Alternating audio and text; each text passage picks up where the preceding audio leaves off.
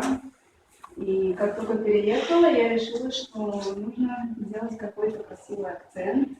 Посмотрев несколько вариантов, я остановилась на фотообоях. Как видите, что буквально 2 часа назад это была скучная длинная стена.